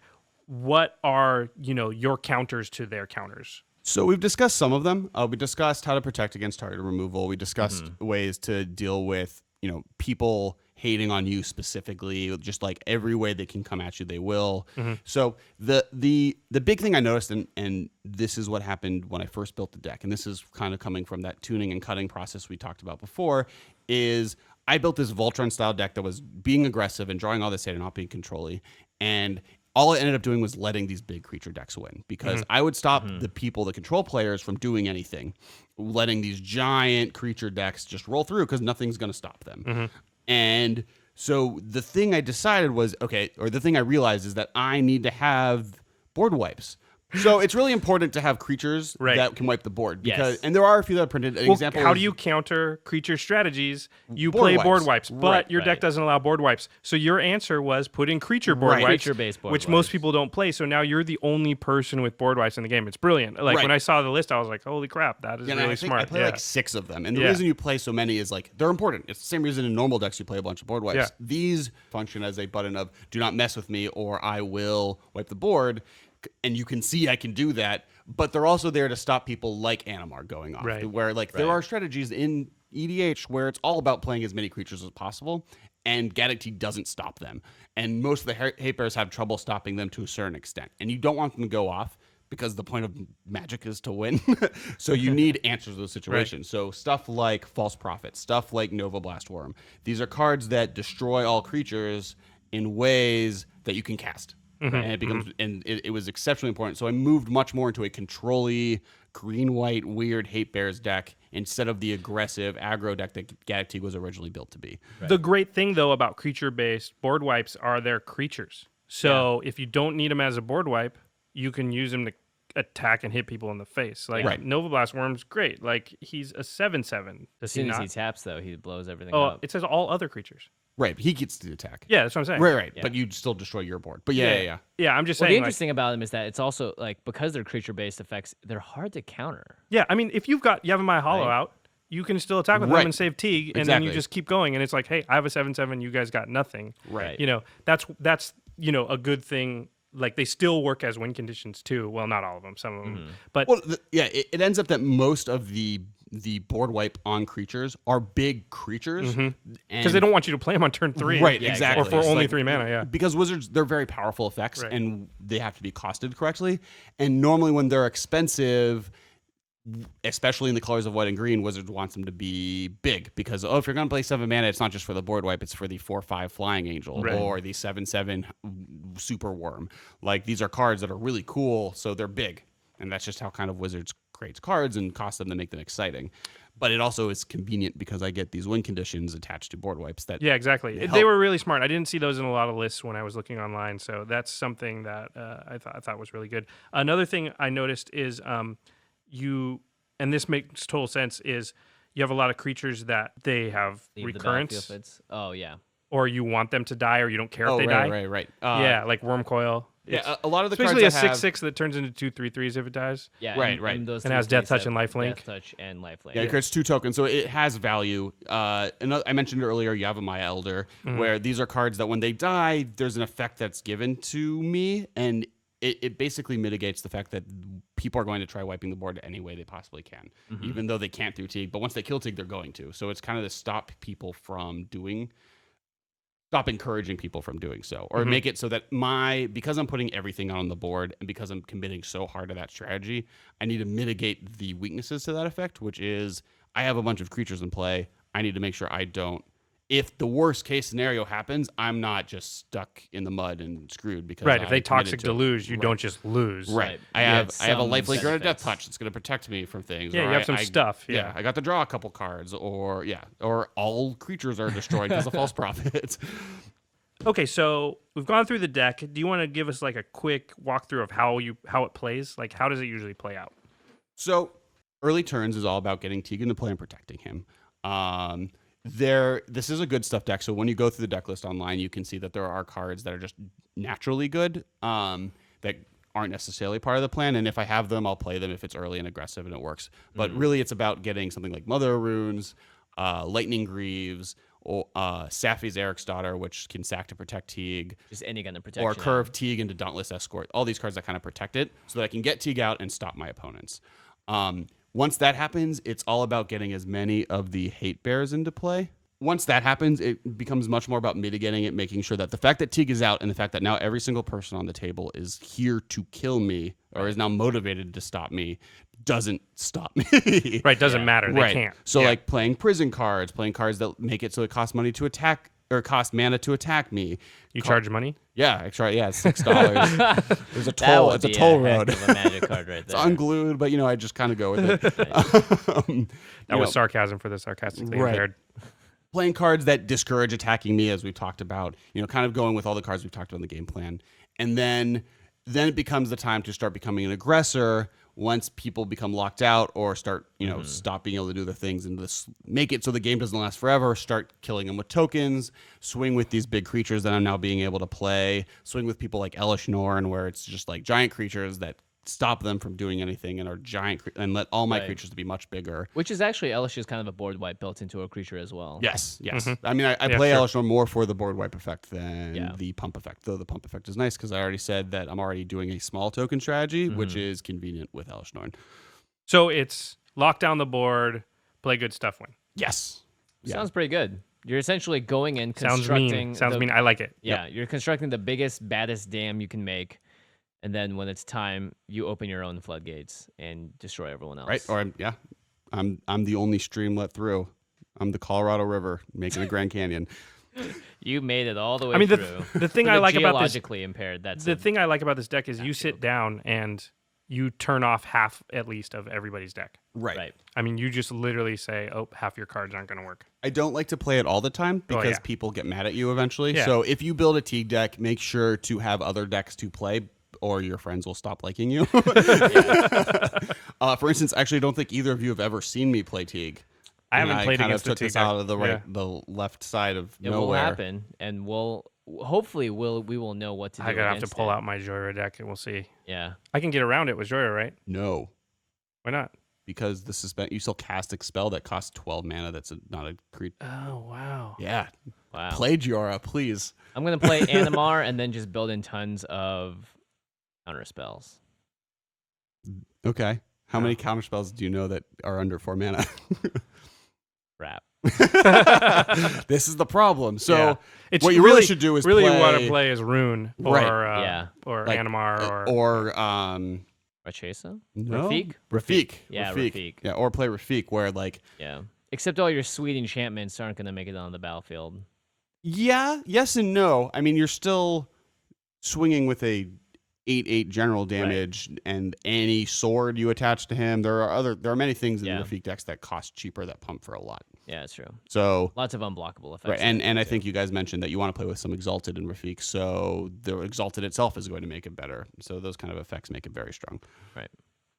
So yeah, big attacky creature decks are good against Teague because then they kill Teague, and then everyone else can play their spells. Yay! Yay. Yeah, it's definitely tough. You've built this deck, and it's talking about cutting cards and tying it into the main topic. It's got a lot of aspects to it where it says like you've taken the cream of the crop. You found the cards that have the most value that give you the best possible result when you play them, and the ones that can work in so many different situations. That Teague is just he's a very lockdown deck that has a very all around just like strong shield around him. Right, exactly. Shields that attack, shields that protect, shields that sack, like all of these different things do what you want to do.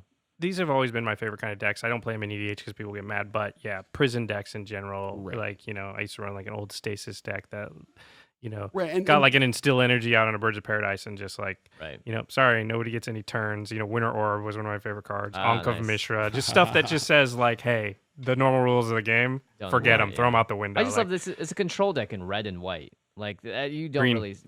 Green and white. Jimmy the Red came out there. I wanted it to be red. It will never be a. There are control red deck white in control decks. That happens. Don't Yeah, worry oh, about it. interesting. Yeah, you just lots of board wipes. I see. All of the board wipes. Okay, so Kessler, where can we find you on the worldwide interwebs? Okay, so there are a few cool places to find me. First is on Twitter. I am at Kess Wiley, KESSWYLIE. You can also find us at the sister podcast to the Command Cast called The Masters of Modern, which is second episode should be coming out any day now. And I'm also, the creator of Top Decking. So we're on webisodesnetwork.com and YouTube. It's a web series about Magic the Gathering, all the thing that you guys The love. best web series It's about like Magic the Gathering. it's like the best. It is. It's awesome. You guys got to check it out. And of course, if you guys ever want to check us out, all our information is always stated at the end of the podcast, which is nice. But yeah, please let us know what you guys thought about Gaddock Teague. Let us know if you guys agree or disagree with anything, or if you actually have any notes about cutting cards too. We'd love to just hear any kind of input you guys have, because we love hearing it. Just tweet it at us at CommandCast, and we'll always have a reply waiting for you. Yeah, we also like to encourage you in the comments section. If you have any other philosophies you use for cutting or trimming your deck, we'd love to hear it. It'll be helpful to people who find this podcast later, and they can just look down and they can hear Yeah. all kinds of different viewpoints. Yeah, So we definitely didn't cover everything. It's a very broad and big topic. So, all I right. challenge you to make a better deck for Gaddock Teague than me. ooh, Oh, the challenge is gauntlet on. has been thrown. Gauntlet laid down. The gauntlet has And been knowing thrown. you, Alex, you will look at every single one of the decks that gets Yeah, submitted. please and send you them to me. I will- want to look at them. Yeah, Comments, Steal all the comments, good people, ideas. comments. Exactly. He will be trolling them for the next week or so, I'm Yeah. sure. All right, Alex, thanks for coming on. We really definitely, appreciate guys. it. Yeah, next time we'll talk about maybe another one of your decks. Who knows? Who knows? But Guys thank you of for Saint coming. Draft. I already announced Guys it. of Saint Draft, yeah. We'll Guys of Saint Drafting. Let's all go draft. I don't know. Okay. Dumb joke. Midnight. It's tired. We're all late. Wait, no, it's late. We're all tired. It's tired. We're all late. And on that note, Word. peace out. See you next week.